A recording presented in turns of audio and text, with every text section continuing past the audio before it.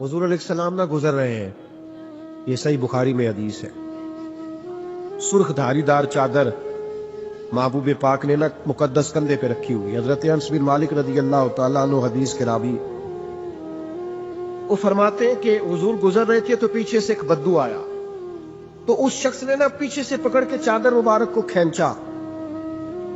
तो फरमाते हैं मैंने खुद देखा हुजूर की मुकद्दस और नाजुक गर्दन पर निशान पड़ गया, तकलीफ दी उसने। फरमाते यूं पलट के महबूब ने पीछे देखा ना तो कहने लगा या रसूलल्लाह मैं कुछ मांगने आया था।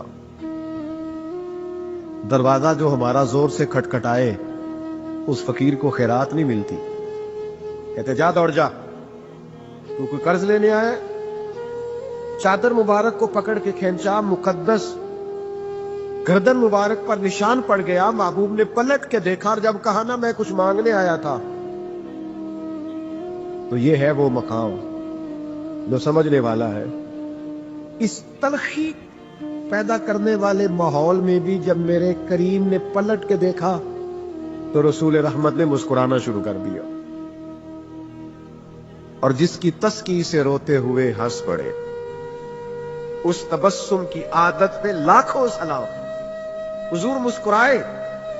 और एक रवायत में यूं है कि महबूब ने फरमाया ये जो दो पहाड़ियों के गिर्द बकरियों का रेवड़ खड़ा सारा इसे दे दो।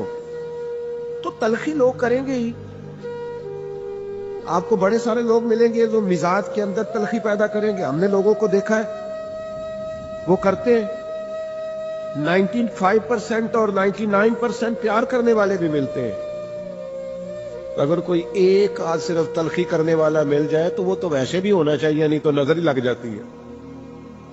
तो आपको थोड़ा थोड़ा चीजों को समझना चाहिए, लेकिन हर बात में नाराज हो जाना, हर बात में परेशान हो जाना, हर बात में उलझ जाना, हर वक्त नाराज रहना। हज़रत ख्वाजा निजामुद्दीन साहब महबूब इलाही रहमतुल्लाह अलैह की खिदमत में आपका एक मुरीद आया कि हजरत आप हमें हमेशा माफ करने के सबक देते, आप हमेशा दरगुजर की बात करते हैं, लोग बड़ी तकलीफ देने लगे। हुजूर आज के बाद जिसने हमारे रास्ते में कांटे बिछाए ना, हम भी उसके रास्ते में कांटे बिछाए। तो हजरत सुल्तानुल मशाइख फरमाने लगे आधे रास्ते में उसने कांटे बिछा दिए और बाकी आधे रास्ते में आपने बिछा दिए तो सारी सड़क तो कांटों से भर जाएगी, ये तो राहगीरों के भी पैर जख्मी हो गए। वो चुप कर गया। आप फरमाने लगे अपनी लड़ाई में सारी दुनिया का नुकसान क्यों करते हो? हुजूर फिर क्या करूं? फरमाया उसे बिछाने दे, वो बिछाता जाया करे, तू निजामुद्दीन के पास आता जाता है, तू उठाता रहा कर। कुछ लोगों को कांटे उठाने की भी तो ड्यूटी करनी चाहिए ना। हमारा ये मिजाज बन गया है कि तलखी ही तलखी, परेशानी ही परेशानी, दुख ही दुख, हर वक्त उलझे उलझे से, हर वक्त बिखरे बिखरे से, हर वक्त आजमाइश में।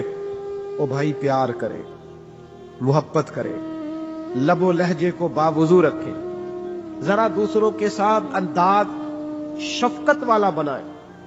यार कभी तो ऐसा हो ना कि आपके साथ वाकई को तलखी कर गया है पर आप गए यार फिर क्या, मेरी कौन सा कोई शान है, कोई कर गया बात तो फिर क्या हुआ, असी किसी दे कुछ भी नहीं लगते ना, कोई साडा दर्दी। कभी कभी ऐसा होना चाहिए ना, मतलब वो फलाना भी मेरे खिलाफ गल फिर की है, किसी गल कर ले, एटा पकीजा बन के बहने की लोड़ की, मैं मिस्कीन पुराना खादम, ये ते किसे दर मिली नट होई, ये ते वासफ यार ने नजर जो की थी ते वासफ वासफ ही हुई। किसी वक्त इंसान को थोड़ा सा ना जमीन पे भी उतरना चाहिए। यानी कुछ बंदे ना बोलते हैं लफ्ज कहते तू मैनू जानदा नहीं, सुभान अल्लाह। मसलन की हो जी तुसी ये तो जान लइए तो की होएगा, मसलन क्या हो जाएगा? छोड़े आप किस चक्कर में पड़े हुए। आजिज़ी, इनकिसारी, रवैयों की मिठास। मुलाजिमीन के साथ हमारा क्या रवैया होता है? बहुत सारे मुलाजिम दुआएं नहीं मांगते या अल्लाह मेरी जान छुड़ा दे, इल्ला माशा। सब नहीं, अच्छे अच्छे लोग भी हैं, लेकिन ज्यादातर की बात करता हूं। लोग बड़ी तकलीफ नहीं महसूस करते। और फिर मुलाजिम अगर कोई ऐसा हो बेचारा जिसका घर बार कोई ना हो, कुछ तो चलो तलखियों से बचे, पर 5 बजे तो घर चले गए ना, اور اگر کسی کا گھر بھی کوئی نہ ہو پھر رہنا پڑے تو کتنا مشکل ہوتا ہے. لیکن یہ عام دنیا کا رواج ہے. میرے نبی پاک علیہ السلام کی بارگاہ کے رواج تھوڑے انوکھے ہیں, تھوڑے انداز ہٹ کے, ذرا کائنات سے الگ کر کے میرے کریم کا ماحول ہے اور کریمانہ ہے. حضرت زید بن حارثہ رضی اللہ تعالیٰ عنہ بچپن میں بچھڑ گئے تھے اپنے گھر سے. کسی نے مکے لا کے بیچ دیا تھا. پھر وہ بکتے بکاتے سیدہ خدیجہ الکبریٰ تک پہنچے. آپ نے وہ ساری داستانیں سنی ہوئی ہے کہ مکے کے لوگ اور عرب شریف کے لوگ دور جاہلیت میں اپنے غلاموں کے ساتھ کیا سلوک کرتے تھے, کس طرح انہیں مارتے پیٹتے تھے. اگر غلام نے جانور دھوپ سے کھول کر چھاؤں میں نہیں باندھا تو مار پڑتی تھی, کیوں نہیں باندھا. اور اگر کسی وقت اس نے باندھ دیا تو کہا تو نے پوچھا ہی نہیں, تو اتنا مرضی کا مالک ہو کہ اب اپنی مرضی کرے گا. ہر وقت تکلیف تھی غلاموں کو. لیکن قربان جائے حضرت زید بن حارثہ سیدہ خدیجہ کی بارگاہ میں پہنچے. جب وہ میرے محبوب پاک علیہ السلام کے نکاح میں آئی تو حضور کی خدمت میں آئیں. انہوں نے بڑے آقا دیکھے تھے, پر جب آئے نا رسول کریم کے حضور, جب آئے نا نبی پاک کی بارگاہ میں, سرور کہوں کہ مالک و مولا کہوں تجھے, باغ خلیل کا گلے زیبا کہوں تجھے, تیرے تو وصف عیب تناہی سے ہے بری, حیران ہوں میرے شاہ میں کیا کیا کہوں تجھے, میں کیا کیا کہوں تجھے. لیکن رضا نے ختم سخن اس پہ کر دیا, خالق کا بندہ اور خلق کا آقا کہوں تجھے. نبی کریم صلی اللہ تعالی علیہ وآلہ وسلم کی خدمت میں آئے. کسی نے نہ پیچھے بتایا ان کے والدین کو, ان کے اعزاء کو, ان کے چچا کو کہ ہم نے تمہارے بیٹے کو دیکھا ہے, وہ مکہ مکرمہ میں ہے, وہ نبی پاک علیہ السلام کی بارگاہ میں ہم نے دیکھا ہے. ان کے چچا اور والد نہ قیمت لے کے, جو اس دور میں غلام کی قیمت ہوتی تھی, وہ قیمت لے کے مکے آئے. یہ حضور کے اعلان نبوت سے پہلے کا واقعہ بتاتے ہیں سیرت نگار, کہتے ہیں وہ حضور کی بارگاہ میں قیمت لے کے آئے اور عرض گزار ہوئے یہ قیمت لے لیں اور ہمارا بیٹا ہمیں دے دیں. چچا اور والد. نبی کریم مسکرائے, فرمایا میں زید کو بلاتا ہوں, اگر تمہارے ساتھ جانا چاہے تو پیسوں کی ضرورت نہیں. چچا نے باپ کی طرف دیکھا اور باپ نے چچا کی طرف دیکھا, بھلا غلامی نہیں چھوڑنا چاہے گا, بھلا گھر نہیں جانا چاہے گا, بچھڑا ہوا نہیں جانا چاہے, یہ کیسے ہو سکتا ہے. غلام تو تڑپتے ہیں جب اپنے گھر جانا چاہتے ہیں, خدام کو ملازمت چھوڑتے ہیں کسی طریقے سے میں نکل جاؤں. لیکن یہ فطرت کا انوکھا انداز اور قدرت کے عجیب رنگ کہ اس زمین نے یہ منظر بھی دیکھا, اس آسمان نے یہ نظارہ بھی کیا کہ میرے کریم نے فرمایا بلاؤ نا زید بن حارثہ کو. حضرت زید بن حارثہ آئے تو فرمایا پہچانتے ہو کون ہے؟ یا رسول اللہ میرے والد ہیں. پہچانتے ہو کون ہے؟ حضور میرے چچا ہیں. ملو نا. دوڑ کے گئے, والد اور چچا سے بغل گیر ہوئے, محبتوں کا تبادلہ ہوا, آنسو سے ایک دوسرے سے ملاقات ہوئی, رنگ ڈھنگ بدل گئے. جب تھوڑی دیر کے لیے دل ہلکا ہوا نا تو محبوب فرمانے لگے, وہ کھڑے تھے حضرت زید بن حارثہ اپنے چچا اور والد کے پاس, محبوب فرمانے لگے آپ کے والد اور چچا لینے آئے ہیں, اگر جانا چاہیں. ادھر دیکھو یار, اگر آپ جانا چاہیں. حضور نے فرمایا اگر آپ جانا چاہیں تو پابندی کوئی نہیں, جا سکتے ہیں.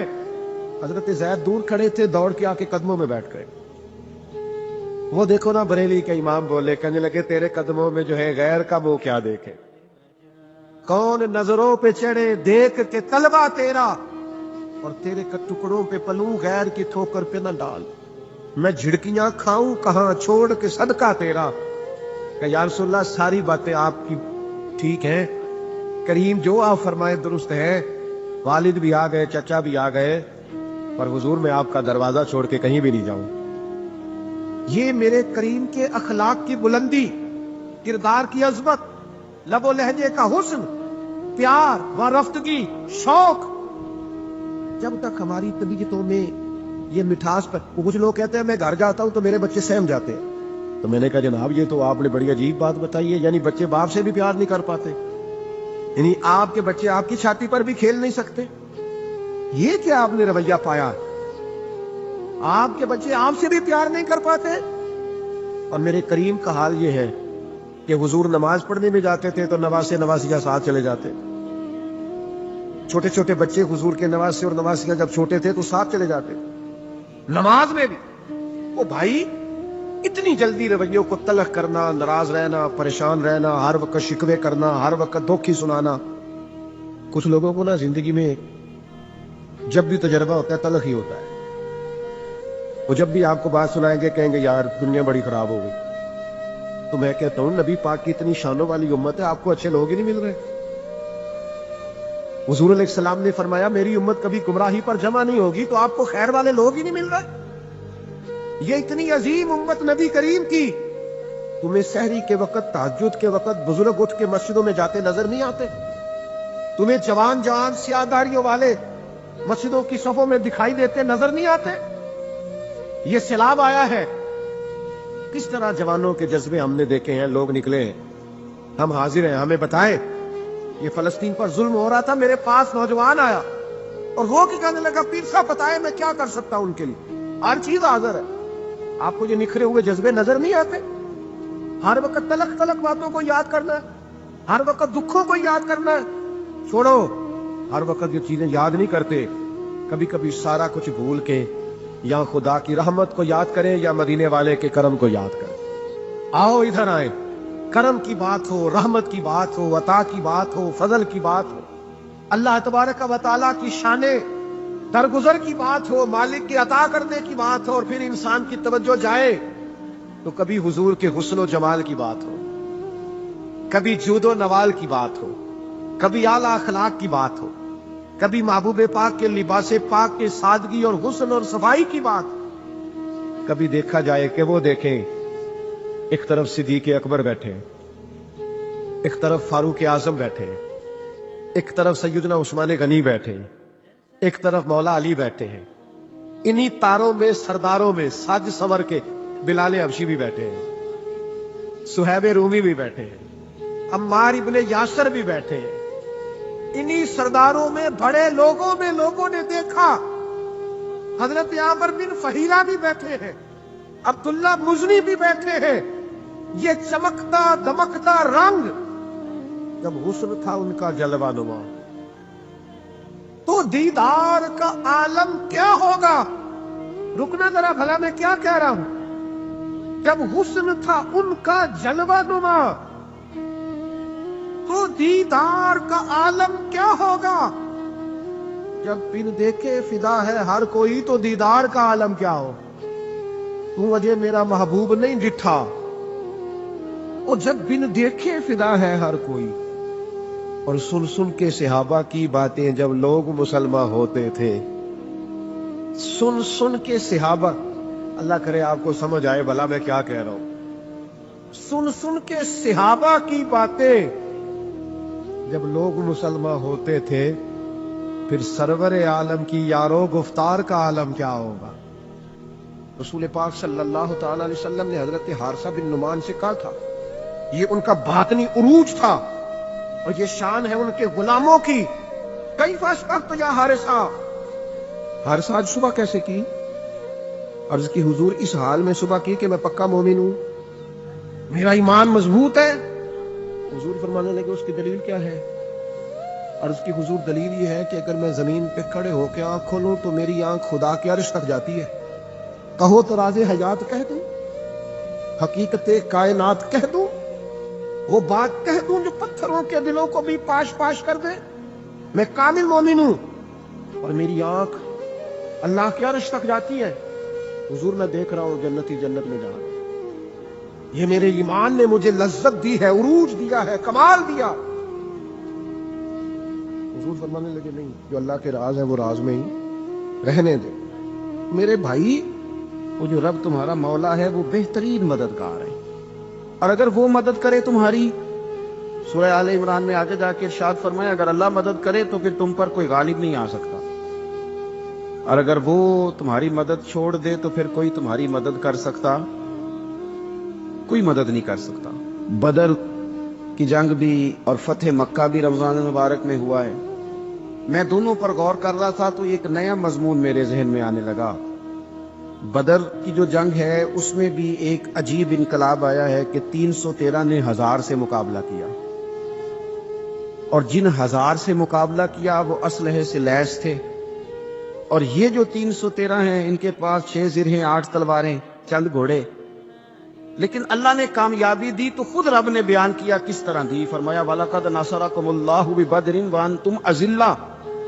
وہ کامیابی اس طرح ملی ہے کہ رب نے تمہاری مدد کی تھی، تم تو کمزور تھے، اللہ نے بدر میں تمہاری مدد کی، تم جیت گئے. وَلَقَدْ نَصَرَكُمُ اللَّهُ بِبَدْرٍ وَأَنْتُمْ أَذِلَّةٌ. اللہ نے بدر میں تمہاری مدد کی، تم تو کمزور تھے. پھر فتح مکہ نصیب ہوئی تو اس میں بھی بہترین منصوبہ بندی نبی پاک علیہ السلام نے فرمائی، بہترین حکمت عملی حضور نے اپنائی. لیکن ہمیں جو اللہ رسول نے بات سمجھائی وہ کیا ہے؟ اذا جاء نصر اللہ والفتح. فرمایا جب اللہ کی مدد آئی اور فتح نصیب ہو گئی. یہ اللہ نے مدد فرمائی تمہاری، یہاں بھی فتح مکہ بھی اللہ کی مدد سے، جنگ بدر بھی اللہ کی مدد سے. وہ جو مدد ہے اللہ تعالیٰ کی، جب وہ ہم یہ کرتے ہیں کہ ہم اپنی ساری زندگی سیاست کی نظر کر دیں. ہماری سیاست صرف ملک میں نہیں ہوتی، ہماری سیاست خاندان میں بھی ہوتی ہے. ہم گھر کے اندر بھی سیاست کرتے ہیں. ہم کسی خاص طریقے سے لوگوں کو اپنے پیچھے چلانا چاہتے ہیں. ہم ایک خاص اسلوب اختیار کرتے ہیں کہ لوگ ہمارے پیچھے چلیں. اس کا نقصان ہمیں یہ ہوتا ہے کہ سیاست جو ہوتی ہے یہ شطرنج کے ہیر پھیر کی طرح ہوتی ہے. تو اس کے راز بڑی جلدی کھلنے لگ جاتے ہیں، پتہ چل جاتا ہے کہ بندہ مخلص نہیں تھا، سیاست کر رہا تھا، طریقے سلیقے سے اس نے جوڑ کے رکھا ہوا تھا. ہم ہر جگہ سیاست کے بل بوتے پر چیزوں کو لے کے چلنا چاہتے ہیں، سیاستیں ناکام ہو جاتی ہیں، سیانے لوگ فیل ہو جاتے ہیں. بچتا صرف وہی ہے جس کے پیچھے رب تعالیٰ کی مدد شامل حال ہوتی ہے. اپنی زندگی کے اندر ہم جو کچھ بھی کر رہے ہیں، جس شعبے سے بھی ہمارا تعلق ہے، آج ہم نے اس بات پہ غور کرنا ہے کہ پہلے تو یہ غور کر لیں کہ جو کام ہم کر رہے ہیں کیا وہ کام ایسا ہے کہ اس میں اللہ کی مدد ہمیں ملے گی. اگر آپ کوئی معاذ اللہ ناجائز کام کر رہے ہیں، فعل حرام کا ارتکاب کر رہے ہیں، تو اس میں تو مدد الہی آئے گی نہیں.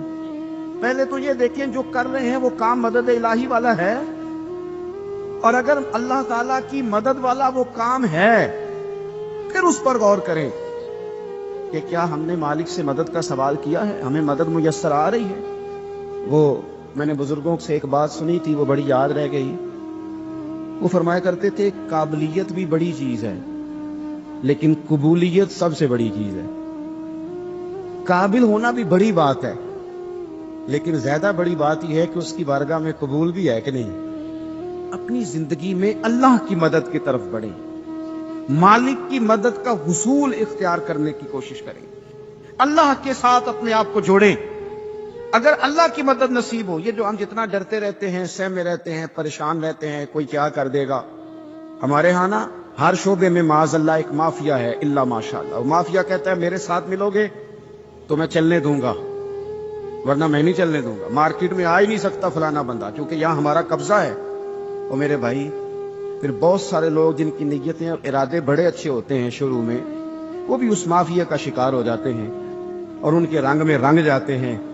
یاد رکھنا کسی شخص کی بلیک میلنگ کا کبھی شکار نہ ہونا، کبھی کسی کی میٹھی اور مسجع مکفہ باتوں کا شکار نہ ہونا. کوئی کیا کر سکتا ہے اگر اللہ مددگار ہو تو؟ جس کو رب کریم اٹھانا چاہے اسے کوئی گرا سکتا ہے؟ ہم یہ ڈرے سہمے پریشان فیصلہ کرنے کی طاقت نہیں، مجھے چلنا چاہیے کہ نہیں، اٹھنا چاہیے کہ نہیں، کرنا چاہیے. اٹھ باندھ کمر کیوں ڈرتا ہے؟ پھر دیکھ خدا کیا کرتا ہے. حضرت عبداللہ ابن عباس فرماتے ہیں میرے نبی پاک علیہ السلام نے میری تربیت فرمائی، حضور نے میری تربیت فرمائی. اور محبوب پاک علیہ السلام نے فرمایا عبداللہ یاد رکھنا، یہ نوجوان دوست میری بات لکھ لیں، پریشان لوگ میری بات لکھ لیں، ان کے پاس قوت فیصلہ نہیں وہ اس بات کو لکھ لیں. حضرت عبداللہ ابن عباس فرماتے ہیں میرے نبی پاک علیہ السلام نے مجھ سے فرمایا تھا عبداللہ سن، اگر ساری دنیا مل کے تیرا کوئی نفع کرنا چاہے کر نہیں سکتی جب تک میرے رب کی رضا نہ ہو. اور فرمایا ساری دنیا مل کے تیرا کچھ بگاڑنا چاہے عبداللہ بگاڑ نہیں سکتی جب تک رب کریم کی حکمت کا تقاضا نہ ہو۔ لوگوں سے ڈرنا، لوگوں کی طرف دیکھنا، ماحول دیکھ کے اپنے راہ کا تعین کرنا، ہر بندے کے خیالات کے مطابق ڈھلنے کی کوشش کرنا، فلانا نہ ناراض ہو جائے، فلانا نہ ناراض ہو جائے، وہ جس نے ہونا ہو جائے، بس رب رسول ناراض نہ ہو۔ اپنی زندگی میں اپنے مالک کو مولا جان کے، بل اللہ مولاکم، اللہ تمہارا مولا ہے، وہو خیر الناصرین، وہ بہترین مددگار ہے۔ توجہ جب بھی کریں رب کی جانب کریں، اپنے دل کا قبلہ درست رکھیں، سوچوں کے زاویے سیدھے رکھیں۔ میرے بھائی، مالک جب بندوبست کر دے نا، جب مالک بندوبست کرتے ہیں، پھر ایسا بندوبست کرتا ہے کہ لوگوں کے پاس نا چارہ نہیں رہتا۔ حضرت مریم رضی اللہ تعالی عنہا پاک باز تھی، مسجد میں رہی تھی، پر مالک کی حکمت کے تقاضے بڑے عجیب ہے نا۔ پھر جناب مریم کو اللہ تعالیٰ نے بغیر شوہر کی اولاد عطا کر دی۔ یہ بات یہ ایسی تھی، وہ کسی نے کہا تھا کہ مخلوق تو فنکار ہے اس درجہ کے پل بھر میں سنگے در کعبہ سے بھی اسنام تراشے، تم کون ہو کیا چیز ہے داغے کبابی۔ لوگوں نے تو مریم پہ بھی الزام تراشے، تو لوگوں نے کہا کدھر سے لے آئی بچہ، تیرا باپ تو ایسا نہیں تھا، کہاں سے لے آئی؟ اللہ کرے میں آپ کو سمجھا سکوں، ذرا اپنے آپ کو وہاں کھڑا کریں کہ ایک پاک باز عورت، پاک باپ کی بیٹی، طیب ماں کی بیٹی، اور اللہ کے گھر میں پرورش پانے والی خاتون، ایک وہ وقت اور ایک یہ وقت کہ اس عورت کو کٹہرے میں کھڑا کر کے پوچھا جا رہا ہے کہ معاذ اللہ تیری گود میں بچہ جائز نہیں ہے، کہاں سے لائی ہے؟ اب خود سے صفائیاں بندہ کتنی کو دے، کتنی کو وضاحتیں کرے۔ اور میں نے تو اپنی زندگی میں دیکھا ہے، زیادہ وضاحت دینے والے کو بھی لوگ جھوٹا سمجھنے لگ جاتے ہیں، زیادہ وضاحت دینے پر بھی لوگ کمزوری کا اظہار سمجھتے ہیں کہ کمزور پڑ گئے۔ آپ صلح کی کوشش کرتے ہیں، سامنے والا بزدل سمجھ لیتا ہے، زیادہ وضاحتیں بھی کمزور کر دیتی ہیں۔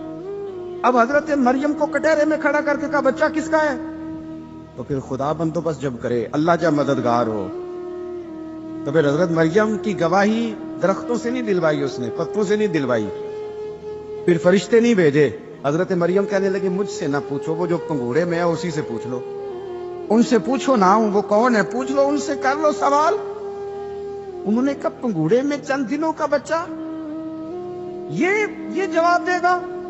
مددگار تھا رب، ان کی برات کا اعلان کرنا تھا مالک نے، اور جب مالک اعلان کر دے، جب مالک تیری صفائی دینا چاہے، جب مالک تجھے دنیا کے سامنے نکھارنا چاہے، تو پنگوڑے میں لے کے حضرت عیسیٰ بول کے کہنے لگے انی عبد اللہ آتانی الکتاب، فرمایا میں اللہ کا بندہ ہوں، رب نے مجھے کتاب عطا کر کے نبی بنا کے دنیا میں بھیجا ہے، میں اللہ کا بندہ ہوں، کتاب لے کے آیا ہوں، نبی بن کے آیا ہوں۔ پھر پنگوڑے سے اعلان ہو گیا، پھر بچہ بول پڑا۔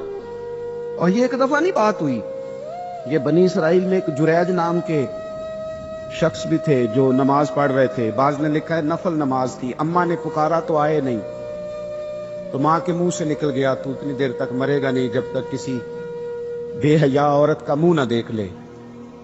وہ عبادت گزار تھے، لیکن لوگوں نے ان کی عبادت، ریاضت، پرہیزگاری کو نہیں دیکھا، بس ایک عورت کو بھیج کے الزام لگوا دیا۔ وہ عورت آیا جایا کرتی تھی، اب آ جاتی ہیں عورتیں، مسئلہ پوچھنے کی نیت سے بھی آ جاتی ہیں، ماحول میں کچھ جگہ ایسی بھی ہیں جہاں عورتیں دم کرانے کے بہانے آ جاتی ہیں۔ وہ خاتون آتی جاتی تھی، اس خانقاہ پہ آستانے پہ یہ بخاری میں موجود ہے، اور اس نے کہا میری گود میں جو بچہ ہے یہ انہی کا ہے۔ مجھے بتائیں کیسے بندہ وضاحت دے؟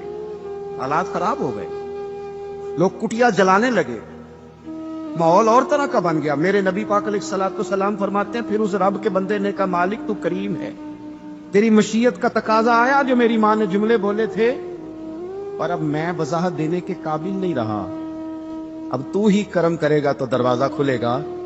تو وہ چند دنوں کا بچہ پنگوڑے میں بول کے کہنے لگا میں اس درویش کا نہیں، میں تو فلانے چرواہے کا بچہ ہوں، وہ جو بکریاں چراتا ہے۔ رب کی مدد کو پکاریں، اپنے ساتھ اپنے مالک کی مدد کو شامل کریں، تھوڑے رزق پر بھی گزارا اچھا ہونے لگ جائے گا۔ سارے لوگ آپ کو گرانے کی تدبیریں کر رہے ہوں گے، اور مالک آپ کو عزتیں عطا فرما دے گا، اس کی بارگاہ سے حکمت کا تقاضا اور ہو جائے گا۔ ہم نے ساری زندگی لوگوں کو راضی کرنے میں گزار دی، ساری زندگی بڑھاپا آ گیا بچوں کو پالتے، اور بچوں نے آخری عمر میں کہہ دیا ابا اگر کوئی ڈھب کا کام کر لیتے تو آج ہمارے دن بھی پھر نہ جاتے. ساری زندگی گزار دی بہن بھائیوں کو راضی کرنے میں, ساری زندگی گزار دی ذمہ داریاں اٹھانے میں. ان کو 99 دفعہ دیا, ایک دفعہ نہیں دیا تو انہوں نے کہہ دیا تو نے تو کبھی دیا ہی نہیں, تو تھا ہی نہیں. ساری زندگی محلے داروں علاقے والوں کو راضی کرنے میں گزار دی. اور میں نے ایسے لوگ بھی دیکھے دین کے لیے وقت گزارا, لیکن جب بڑھاپے میں دانت کام نہ کرتے تھے تو وقت کے مفتیوں کو بھی مسجدوں کی کمیٹیوں نے کہہ دیا اب آپ کی سمجھ نہیں آتی, ہم نے خطیب کو یور رکھنا ہے, نہ دیکھو دنیا کی طرف, دنیا رلا دیتی ہے, نہ راضی کرو بندوں کو, بندے تھکا دیتے, نہ پیچھے بھاگو ہر وقت دنیا داروں کے, یہ انسان کو کمزور کر دیتے ہیں. وہ تو کریم ہی بڑا ہے, 2 آنسو زمین پر بعد میں گرتے ہیں, بندے کے گناہ سارے پہلے معاف فرما دیتا ہے. اللہ کی مدد کا حصول, اپنے مالک کی مدد کی طرف بڑھنا. آپ کو بدر کی جنگ بھی یہی درس دے گی, آپ کو احد کا میدان بھی یہی سبق دے گا, فتح مکہ بھی یہی سبق دے گا. میرے دوستو, جب رب مدد فرمائے, جب اللہ مددگار بنے. دوستوں سے ایک بات اکثر کرتا ہوں, میں کہتا ہوں کہ جتنے درد سے آپ امیر کو اپنی کہانی سناتے ہیں نا, اور جس طرح آپ کے آنسو بات کرنے سے پہلے گر جاتے ہیں کہ غریب ہیں, بچیاں ہیں, کاروبار نہیں, او میرے سنگیو, اس سے آدھے آنسو اپنے رب کی بارگاہ میں بکھیرو, اس کے حضور عرض گزار ہو جاؤ, اس سے طلب کرو. ایک وقت انسان پر زندگی میں ایسا آتا ہے کہ اسے یوں محسوس ہوتا ہے کہ میرا سایہ بھی ذرا سا پیچھے ہٹ گیا ہے. اسے یوں لگتا ہے کہ میں کسی سہارے پہ ہاتھ ڈالتا ہوں تو وہ بھاگ جاتا ہے مجھ سے. لیکن مالک کی بارگاہ ایسی عظیم بارگاہ ہے, رب رسول کے آستانے اتنے بڑے ہیں کہ آپ جب وہاں کشکول طلب دراز کرتے ہیں تو جھولی پھیلانے میں دیر لگتی ہے, ان کو بھرنے میں تو کوئی دیر نہیں لگتی. ہم نے اپنا سوچ کا قبلہ ہی دنیا کو بنا لیا. یہ جو اللہ والوں کی مدد ہے یہ تو یعنی اللہ ہی کی مدد ہے, لیکن یہ جو شیخوں کی طرف توجہ کرنا, نوابوں کی طرف توجہ کرنا, دنیا داروں کی طرف توجہ کرنا, اور اپنا مزاج اس طرح کا بنا لینا, یارو گردن کو جھکا دیتا ہے خیرات کا پتھر, جہاں میں مانگنے والوں کے سر کبھی اونچے نہیں ہوتے. اور اقبال کہتے ہیں غیرت ہے بڑی چیز جہانے تگ و دو میں, پہناتی ہے یہ فقر کو تاج سردارا. میں عرض کروں گا کہ اپنی آپ جب توجہ کا قبلہ اللہ رسول کو بنائیں گے تو رب فرماتا ہے وَيَرْزُقْهُ مِنْ حَيْثُ لَا يَحْتَسِبُ, میں نہ تجھے وہاں سے رزق دوں گا جہاں سے کبھی تیرا گمان بھی نہیں گیا ہوگا. یہاں سے بھی مل سکتا ہے, تو نے سوچا بھی نہیں ہوگا. بخاری شریف میں حدیث ہے, حضرت جابر بن عبداللہ فرماتے ہیں نبی پاک صلی اللہ علیہ وسلم نے نا 300 لوگوں کا ایک لشکر روانہ کیا کسی مہم کے لیے, کسی جہاد کے لیے. حضرت ابو عبیدہ بن جراح رضی اللہ تعالیٰ عنہ امیر لشکر تھے.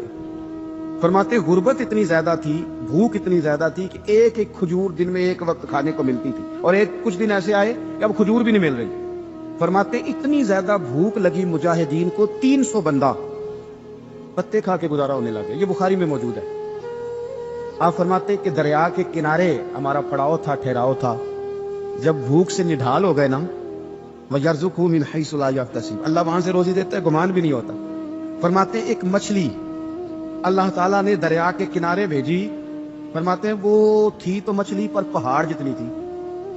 بخاری میں لفظ ہیں, حضرت جابر بن عبداللہ رضی اللہ تعالیٰ عنہ فرماتے ہیں 300 آدمی 18 دن تک اس مچھلی کو کھاتے رہے, مچھلی ختم ہی نہیں ہوئی. مچھلیاں نہیں, مچھلی کہتے ہیں 18 دن 300 بندہ کھاتا رہا, مچھلی ختم ہی نہیں ہوئی. اور فرماتے ہیں کہ اس کی ہڈی نکال کے, کانٹا کہیں گے آپ اپنی زبان میں, کہتے وہ نکال کے نا تو اس کو کھڑا کیا نا جب, تو اونٹ کجاوے سمیت اس کے بیچ سے گزر جاتا تھا. 2 اس کے کانٹے جوڑے. فرماتے ہیں وہ اس کا گوشت ہم کھاتے تھے اور اس کی چربی بطور تیل کے ہم جسموں پہ ملتے تھے, بیماروں کو اس سے سکون آتا تھا, تندرستی شفا ہوتی. فرماتے ہیں ہم کھایا بھی ہم نے, اور کچھ لے کے ہم مدینے بھی گئے, اور قربان جائیں نبی پاک نے بھی اس میں سے کھایا. ہم نے عرض کی حضور یہ معاملہ کیا ہے, یہ ماجرا کیا ہے؟ تو محبوب نے فرمایا تمہارے پاس غذا نہیں تھی, رب نے تمہارے لیے بندوبست کیا ہے, اللہ نے تمہیں دیا ہے. مکان شروع کر لیا, ایک صاحب نے وہ مکان بنانے لگے. آپ وہ حساب لگا رہے ہیں, کہتے ہیں میرے پاس اتنے پیسے ہیں, اتنے میں نے فلانے دوست سے کہنا ہے اس نے دے دینے، اتنے فلانے رشتہ دار سے کہنا ہے اس نے دے دینے، اتنے فلانے سے کہنا ہے اس نے دے دینے. یہ ساری کاپی بنا کے مکان شروع کر لیا. جو روز کہتا تھا نا کوئی حکم ہو جاتے دسی، سب سے پہلے اس کو کہا میاں پیسے چاہیے دن. وہ کہندا ہو کل ہی منڈا ٹوریا ہے، کدے تو پرسوں دس داتے لب جانے سن. میں آپ کو اپنے تجربے کی بات بتا رہا ہوں. جن لوگوں کا خیال ہوتا ہے نا کہ آپ سٹارٹ کریں فلانا کام، ہم آپ کے ساتھ ہیں، اللہ کا ہی کوئی نظام ہے، وہ بالکل بھی نہیں ساتھ ہوتے. لیکن ایسا نہیں ہے کہ کوئی ساتھ نہیں ہوتا. اللہ تعالیٰ بڑے اسباب پیدا کرتا ہے، وہاں سے دیتا ہے جہاں سے گمان بھی. ہمارا یہ ذہن بن جاتا ہے ہم ساری اپنے حساب سے چلتے، اتنے رشتہ داروں سے اتنے، کون آپ کے ساتھ چلے گا؟ سوال ہی نہیں پیدا ہوتا. یہ سارے کام چھوڑ کے سب سے پہلے 2 رکعتیں پڑھو، اپنے رب کی بارگاہ میں، رسول کائنات کی بارگاہ میں گزارشات اور استغاثے پیش کرو، وہاں سے خیر طلب کرو. دنیا دار کیا دیں گے؟ کیا دے سکتے ہیں؟ کیا حیثیت ہوتی ہے کسی؟ اللہ کہتا ہے وہاں سے دوں گا. تو جو اللہ مال دے وہ لینا چاہیے کہ رشتہ داروں کا مال دیکھنا چاہیے؟ جو اللہ دے وہ لینا چاہیے کہ سیٹھوں نوابوں کی جیبیں دیکھنی چاہیے؟ جو اللہ دے وہ قبول کرنا چاہیے یا دیکھنا چاہیے کون سا آدمی کہاں پہنچ گیا؟ چھوڑو، اپنی مٹی پہ چلنے کا سلیقہ سیکھو. کسی کے سنگ مرمر پہ چلو گے تو پھسل جاؤ گے، پھسل جا. اس پر ایک اور بات عرض کر دوں، صحیح بخاری سے، مسلم سے ایک اور بات. کچھ چیزیں ایسی ہیں جن سے اللہ کی مدد آتی ہے، مدد ملتی ہے. ایک چیز ان میں سے ایسی ہے جس سے بہت مدد نازل ہوتی ہے، وہ ہے کہ جب رب آپ کو دے نا تو پھر آپ بھی اس کے رستے میں دیں، پھر مدد آتی ہے، پھر اور آتا ہے. بخاری مسلم میں حدیث ہے، یہ زیادہ ہی توجہ طلب امر ہے، اس پر آپ غور کریں گے. حضرت ابو ہریرہ فرماتے ہیں کہ نبی پاک علیہ السلام نے فرمایا ایک شخص نے بادلوں کے اندر سے آواز سنی کہ فلاں آدمی کا کھیت اور باغ خشک ہو گیا ہے، وہاں برسو اور اس کے کھیت کو سیراب کرو. وہ بڑا حیران ہوا کہ بادل سے آواز آ رہی. پھر اس نے دیکھا کہ ایک پہاڑی پر بارش ہوئی، وہ بادل وہاں برسا، پھر نالیوں سے ہوتا ہوا پانی ایک طرف چلا. تو جس نے آواز سنی تھی، حضور بیان کر رہے ہیں، وہ بھی پیچھے پیچھے چلا کہ پانی کدھر جا رہا ہے. اس نے جا کے دیکھا کہ ایک مقام پہ ایک باغ کو وہ پانی لگ رہا ہے اور ایک آدمی وہ پانی لگا رہا ہے. اس نے اس سے پوچھا تیرا نام کیا ہے؟ اس نے کہا کیوں؟ کہنے لگا بتا نا. اس نے نام بتایا تو کہنے لگا یہی تو وہ نام ہے جو میں نے بادلوں کے اندر سے سنا ہے کہ فلاں کے کھیت کو پانی دے دو. اس نے کہا یار تو کیا عمل کرتا ہے کہ اسپیشل تیرے لیے بارش برسے؟ یہ بخاری پڑھ رہا ہوں، سیاستہ سے حدیث عرض کر رہا ہوں. اس سے پوچھا تو کیا کام کرتا ہے کہ جناب اللہ تبارک و تعالیٰ کا حکم کرم آیا کہ خاص تیرے لیے پانی برسے اور تیرے کھیت کو سیراب کرے؟ تو اس نے کہا چھوٹا ذمہ دار ہوں، پر جب فصل اگتی ہے تو 3 حصے کرتا ہوں. ایک حصہ اپنے بال بچوں پہ، بہن بھائیوں پہ خرچ کرتا ہوں، ایک حصہ پورا، اور ایک حصہ دوبارہ کاشتکاری پہ لگاتا ہوں، اور تیسرا حصہ خالص میں نے مسکینوں، یتیموں اور غریبوں کے لیے رکھا ہوا. وہ جو تیسرا حصہ، اللہ کرے آپ سمجھے، وہ رب کے بندوں پہ تیسرا حصہ خرچ کرتا ہے نا، تو کریم مالک نے فرمایا جہاں سے غریب کا حصہ جاتا ہے وہ کھیت خشک نہیں رہنا چاہیے، وہ جہاں سے مسکین روٹی کھاتے ہیں وہ خشک نہ رہے، جہاں سے یتیموں کو کچھ آتا ہے کہیں اس کی فصل رہ نہ جائے.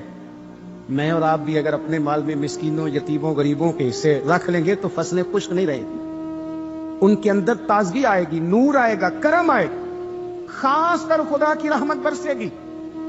نعمت انسان کو ملتی ہے، لیکن کچھ لوگ اس نعمت کے بارے میں فتنے اور آزمائش کا شکار ہو جاتے ہیں. بڑا بڑا عروج لوگوں کو ملا، لیکن وہ سنبھال نہیں پائے اپنا عروج، اس کا دفاع نہیں کر پائے، اس سے کوئی کام نہیں لے سکے.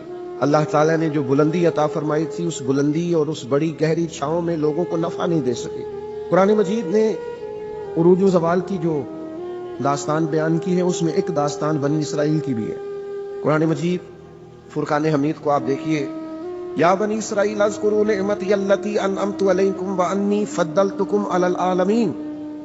اے یعقوب علیہ السلام کی اولاد، میرا وہ احسان یاد کرو، میری وہ نعمتیں یاد کرو جو میں نے تم پر کی تھی. وانی فضلتکم علی العالمین، اور میں نے تمہیں جہان والوں پر فضیلت عطا فرمائی.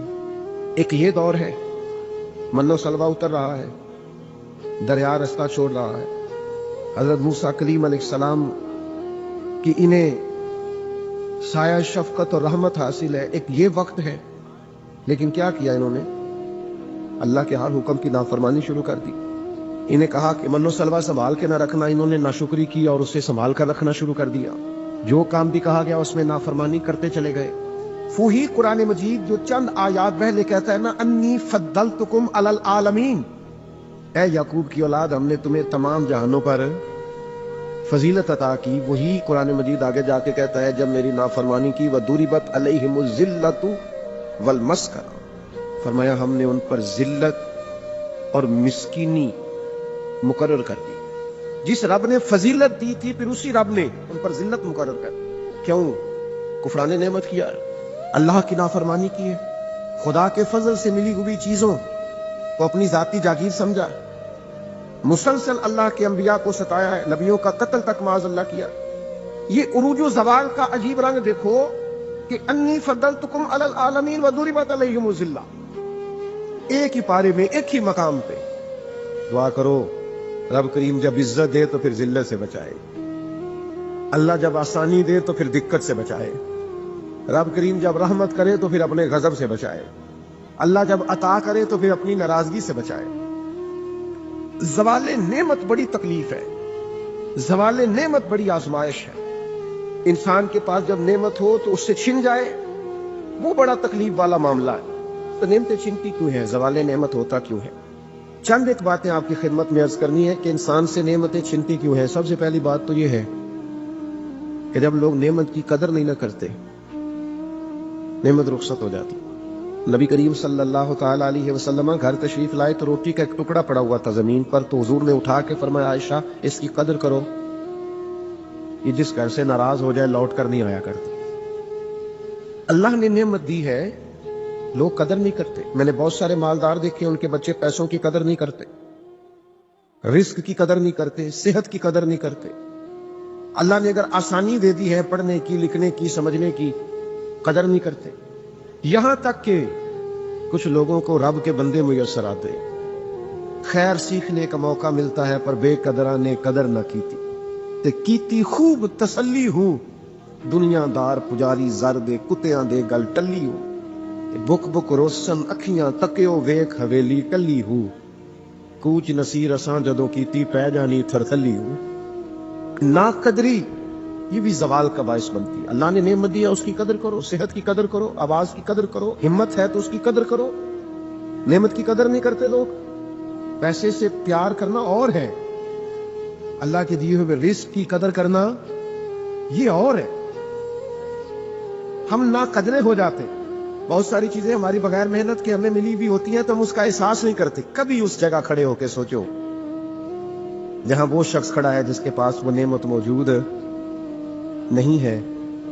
میں گاڑی میں سفر کر رہا تھا، بچہ میرے ساتھ گاڑی چلا رہا تھا، تو دو چار دیہاتی لوگ گاڑی کے آگے وہ سڑک پہ کھڑے تھے، تو سمجھ نہیں آ رہی تھی کہ یہ آگے کی طرف جانا چاہ رہے ہیں کہ پیچھے کی طرف آنا چاہ رہے ہیں. اس بچے نے سخت لفظ کہے کہ یار حد ہو گئی ہے، لوگوں کو سڑک کراس کرنے کی بھی عقل نہیں. میں نے کہا پتر یہ مقام شکر تھا، میں نے بسوں پہ سفر کیا ہے، مجھے اس کی تکلیف کا پتہ ہے. آپ کے نیچے گاڑی ہے اور آپ کو صرف 2 منٹ رکنا ہے کہ یہ گزر جائیں اور آپ اسی پر ہی پریشان ہیں. آپ ان کو گزر جانے تھے، آپ بریک لگا لیں کہ آگے جائیں گے پیچھے جائیں، ٹائم دیں. قدر کریں اگر اللہ نے نعمت دی ہے، اسے ذاتی حق نہ سمجھے. ایک تو نا قدری زوال نعمت کا باعث بنتی ہے، پھر نا شکری، جب لوگ شکر نہیں نہ کرتے پھر نعمتیں چلی جاتی ہیں. لئن شکرتم لازیدنکم، اگر تم شکر کرو گے تو میں نعمتوں میں اضافہ کر دوں گا. اور رب فرماتا ہے والا ان کفرتم ان عذابی لشدید، اگر تم نے کفران نعمت کیا تو میرا عذاب بھی بڑا سخت ہے. تو اس عذاب کا ایک معنی یہ بھی علماء نے کیا ہے کہ وہ نعمت تم سے چلی جائے گی اگر شکر نہیں کرو. کفران نعمت کرو گے، ناشکری کرو گے، وہ نعمت رخصت ہو جائے گی. بہت سارے لوگ ہیں قدر ہی نہیں کرتے. جہاں بھی آپ ہیں، جس مقام پر بھی ہیں، جہاں بھی ہیں، آپ کا سینہ ہر وقت چوڑا ہونا چاہیے. میں اپنے دوستوں کو سمجھانے کے لیے کہا کرتا ہوں کہ میں ناز سے کہتا ہوں جس طرح کے استاد مجھے ملے ہیں دنیا میں کسی کو نہیں ملے، اور جس طرح کے ماں باپ مجھے ملے ہیں میرا خیال ہے شاید کسی کو نہ ملے ہو. اور پھر اس کے بعد جس طرح کے دوست، شاگرد، مرید، پیار کرنے والے، کہ دیکھو نا دوستوں کو جگہ نہیں ملی، کھڑے ہیں یہاں پہ. تو میں پھر کبھی کبھی ناز سے کہا کرتا ہوں خدا جانے بلندی ہے کہ پستی، پر جہاں میں ہوں وہاں کوئی نہیں ہے. آپ جہاں ہیں، جس مقام پر ہیں، آپ کی طبیعت شکر کے اندر ڈھلی ہوئی ہو. ایک ہمارے یہاں بچہ پڑھا کرتا تھا تو اچھے کھاتے پیتے گھر کا تھا، تو ہر وقت کی لڑائی، فلانی چیز نہیں ملی، فلانی چیز نہیں ملی، ہر وقت کا رٹا. تو مدرسے میں بچے کام لگے ہوئے تھے، تو ہماری مسجد کی نا، چھوٹی مسجد کی کھڑکیوں سے مدرسہ نظر آتا ہے. میں نے اسے کہا پتر وہ دیکھ ذرا کیا ہونے لگا. تو مزدور نے پونا کھولا، دوپہر کا ٹائم تھا، پھر اس نے ہاتھ دھوئے، پونا کھولا، پانی رکھا، پھر وہ چھوٹا سا توڑا تھا سیمٹ والا، وہ بچھا کے اس پر وہ بیٹھ گیا. پھر اس نے جب وہ کھولا نا پونا، تو اس میں سے جو روٹی تھی وہ کافی ساری، کوئی اچار وغیرہ سالن، وہ کچھ بونے کو بھی لگ گیا تھا. پر اس نے جس شوق سے بسم اللہ پڑھی ہے نا، اور جس مزے سے روٹی کھائی ہے نا اس نے، اور پھر اسے اس کا تلفظ نہیں ٹھیک ہوگا، پر لفظ تاثیر سے بنتے ہیں، تلفظ سے نہیں. ہو سکتا ہے اسے سیکھنے کی ضرورت ہو، لیکن اس نے جب وہ کھا کے ہاتھ اٹھائے نا، اور کپڑے سارے مزدوری سے بھرے ہوئے، اور جس ذوق سے اس نے آسمان کی طرف دیکھا، میں نے کہا پتر اس کو رزق کھانا کہتے ہیں اور اس کو شکر کرنا کہتے ہیں. یہ لائن لگی ہوئی ہے کھانے پینے والی چیزوں کی، اور میں نہیں کھانی، تو میں نہیں کھانی، تو یہ میری پسند کی نہیں ہے، تو یہ میرے ابا جی کہا کرتے تھے بھوک لگی ہوئے تے ہر شے دا سواد ہے، تے نہ لگی ہوئے تے بڑے نخرے نے. نہ قدری اور نہ شکری یہ زوال نعمت کا باعث بنتی. کبھی نہ شکری نہ کرے، جو چیز ہے اس پر خدا کا ڈھیروں ڈھیر شکر ادا کرے، اور ہر حال میں شکر ادا کرے. کہے مالک نے جو مجھے دیا ہے کرم ہی ہو گیا، جو اللہ نے مجھے عطا کی ہے اس پر اس کی رحمت ہو گئی، فضل ہو گیا. حضور علیہ السلام نے فرمایا 70,000 لوگ ہوں گے جنہیں رب حساب کے بغیر جنت عطا کر دے. فرشتے بھی حیران ہو کے پوچھیں گے تم کون ہو، کوئی حساب کتاب ہی نہیں ہوا. وہ کہیں گے ہم وہ ہیں جو ہر حال میں اپنے رب کا شکر ادا کرتے تھے. وجود ڈھلے. میں اپنے دوستوں سے کبھی کبھی کہتا ہوں میرا نا وجود ڈھلتا ہے. کبھی آپ نے موم بتی دیکھی ہے؟ اس کا وجود ڈھلتا ہے. تو ایک درویش نے کہا ہے وہ اس لیے ڈھلتا ہے کہ وہ سمجھتی ہے میرے اوپر روشنی ہے، اس روشنی کی وجہ سے وہ ڈھلتی جاتی ہے، ڈھلتی جو نعمت بڑی ہے، میرے اوپر نور ہے، لہذا وہ شکر میں ساری ڈھل جاتی ہے، ملیا میٹ ہو جاتی ہے. تو میں بھی کبھی کبھی دوستوں سے کہتا ہوں یار میرا وجود ڈھلتا ہے خدا کے شکر پہ. کبھی کبھی دل کرتا فٹافٹ سجدے میں چلا جاؤ، 1 منٹ نہ لگا. یہ ادارہ مکمل ہوا ہے نا کہ ہم نے شروع کیا، تو مجھے ایک صاحب کہنے لگے 40 سال لنگ جانے نے مولوی مسیطہ نہیں مکمل کر گئی. اور میرے دماغ میں بات اڑ گئی. پھر یہ مکمل ہو گیا، اور اللہ کے فضل سے اس طرح مکمل ہوا ہے کہ علماء دیکھنے کے لیے جاتے ہیں، اور دیکھ کر کے لوٹ کے جاتے ہیں تو کہتے ہیں کمال ہی ہو گئی. تو میں کہتا ہوں خدا جانے بلندی ہے کہ پستی، پر جہاں میں ہوں وہاں شکر کرے، زندگی میں شکر کا مزاج پیدا کرے، شکر کی، اور ہر حال میں کرے. 2 بجے رات کو ایک شخص سید ابو البرکات شاہ صاحب سے مسئلہ پوچھنے آ گیا، تو ان کے بیٹے سید محمود احمد رضوی صاحب رحمۃ اللہ تعالی علیہ ناراض ہو گئے. کہنے لگے کوئی ٹائم ہے مسئلہ پوچھنے کا، سویرے نہیں پوچھ سکتے تھے؟ تو سید صاحب تھے نا، کہنے لگے محمود شکر نہیں ادا کرتے، کوئی اللہ کے رسول کے دین کی بات پوچھنے آیا. آپ مقام شکر پہ کھڑے ہو نا تو آپ کو زندگی سکون میں ملے گی. تیسری بات جس سے نعمتیں چلی جاتی ہیں وہ تکبر ہے. تکبر صرف ایک ذات کو زیبا ہے، متکبر صرف ایک ہے، وہ اللہ ہے. اللہ کی شان ہے کہ وہ متکبر ہے. پڑھا ہے نا سورہ حشر میں اس کا ایک صفاتی نام یہ ہے کہ وہ کیوں؟ اس لیے کہ اس سے بڑا ہی کوئی نہیں، سارے چھوٹے ہیں تو وہ اکبر ہے. تو ہم سے تو بڑے ہی بڑے ہیں نا، بلکہ میرے جیسے بندے سے تو سارے بڑے ہیں نا. اب کرنا کیا ہے؟ عاجزی. نعمتیں ملے تو بندے میں عاجزی آئے. وہ یہ نہ کہتا پھر یہ شکر ہے جی اللہ کا بڑا فضل ہے جی 300 بندے کو رمضان میں راشن بانٹتا ہوں، شکر ہے اللہ کا جی غریبوں کی مدد کرتا ہوں، میں نے جی ساری ہند کی بہن بھائیوں کا بڑا. یہ شکر نہیں کر رہے آپ، یہ آپ بڑھوتری بیان کر رہے، تکبر نہیں. ڈھیر سارے لوگ ہیں جن کے پاس پیسہ آیا رویہ بدل گیا، اقتدار آیا رویہ بدل گیا، 4 دن تازگی آئی رویہ بدل گیا، حالات بدل گئے.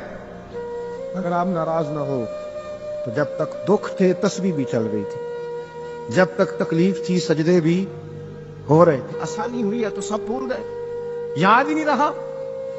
میرے عزیزوں یاد رکھنا کہ تکبر نہیں، اللہ کی نعمت پر کبھی تکبر نہیں، ہمیشہ عاجزی، جھک جانا. بڑی سادی مثال ہے اور سب کو یاد ہے.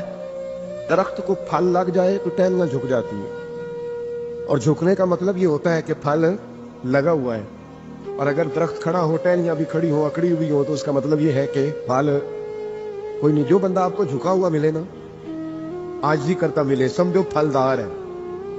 लेकिन अगर तकब्बुर नजर आए माज़अल्लाह, तो फिर इसका माना यह है कि इसने अपने आप को फलदार नहीं समझा। हालात की तेजी ने, मुश्किलात ने, इस जमाने के उतार चढ़ाव ने, टूटती बिखरती सोचों ने, तरह तरह की बातें हम सोशल मीडिया पे सुनते हैं, उस गुफ्तगू ने, सियासी और हुकूमती लेवल पर लोगों के रवैयों ने, और फिर महंगाई की शिद्दत ने, बाज लोग हालात में पिसते हैं तो आहिस्ता आहिस्ता तबीयतें तल्ख होती।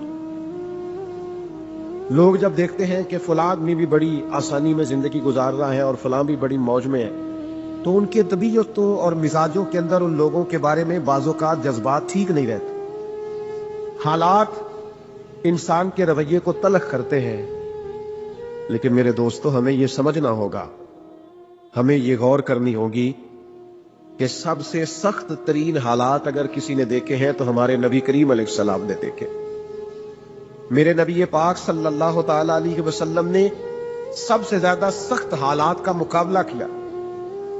हालात की शिद्दत, वो अपने जो कल तक सादिक और अमीन कहते थे, उन्हें जब बताया कि मैं अल्लाह का रसूल हूं, तो उनके रवैयों के अंदर तलखी, उनके लबो लहजे के अंदर शिद्दत, उनका मुखासिमाना मुखालिफाना अंदाज, इस सब को महबूब बर्दाश्त करते, और इस सब के होते हुए भी हुजूर मुस्कुराते।